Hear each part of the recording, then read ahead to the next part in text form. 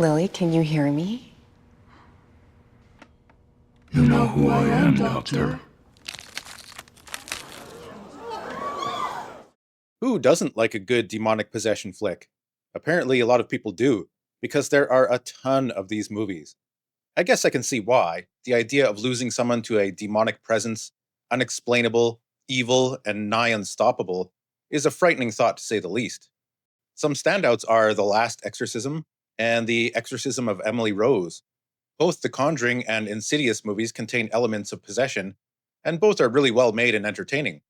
For more recent movies, Late Night with the Devil takes an unconventional but intriguing approach to the material, and Evil Dead Rise is a more serious entry in the franchise, focusing on family dynamics amid a deadite possession.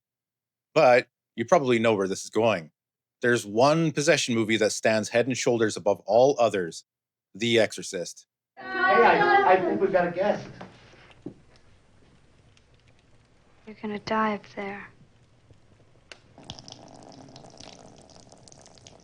The Exorcist, directed by William Friedkin and released in 1973, remains one of the most terrifying and spiritually charged films ever made.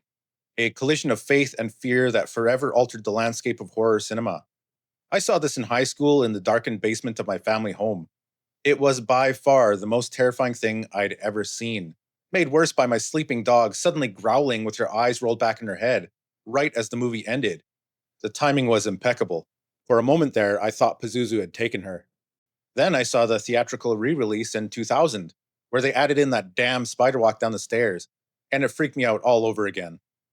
Story-wise, actress Chris McNeil, played by Ellen Burstyn, and her daughter Reagan, played by Linda Blair, are living in Georgetown while Chris films a movie.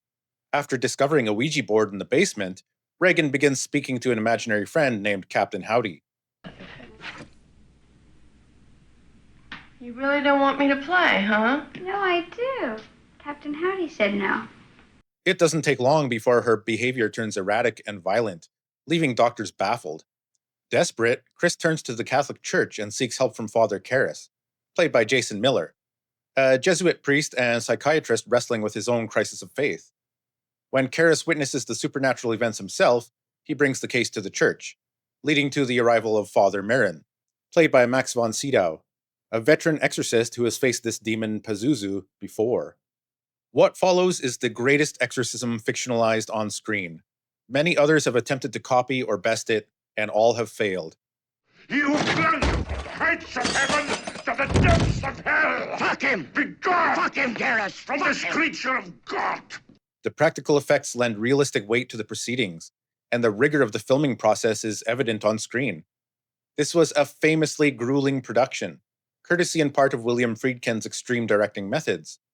He would fire blanks on set to startle the actors, and even slapped a priest before an emotional take. I said, okay, and I told the cameras to get ready, and I hit him as hard as I could across the face, and I said, roll it, and he went right into the scene. The shock of it, the shock brought forth the tears. Ellen Burstyn was injured by being violently pulled by a harness during Reagan's attack scene, and that take, with her real pain, is the one used in the film. The exorcism scenes were filmed in a refrigerated room to capture the actor's breath, and Linda Blair only wore a thin nightgown for those scenes, leaving her exposed to the bitter cold. On top of that, she suffered a spinal injury as a result of the thrashing scenes that apparently affected her years later. This was a level of dedication to the craft that was probably only possible because of the lax protections around the actors at the time. You wouldn't get away with that today.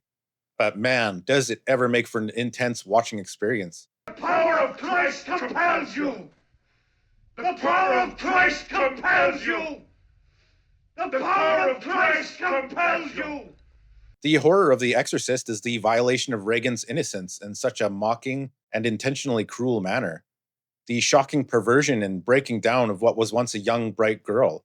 There are some really wild and infamous scenes, including stuff I don't think I can show on YouTube, easily earning them a place in the Horror Hall of Fame.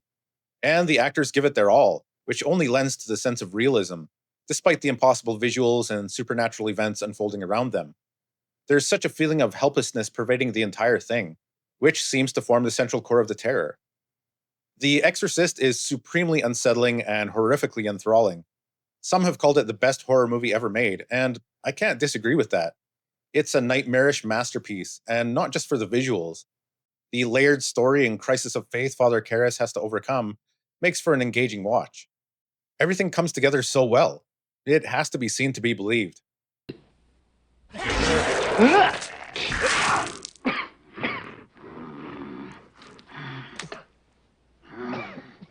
Night 14 took hold of our souls, but hold on tight, because night 15 is coming in like a bat out of hell.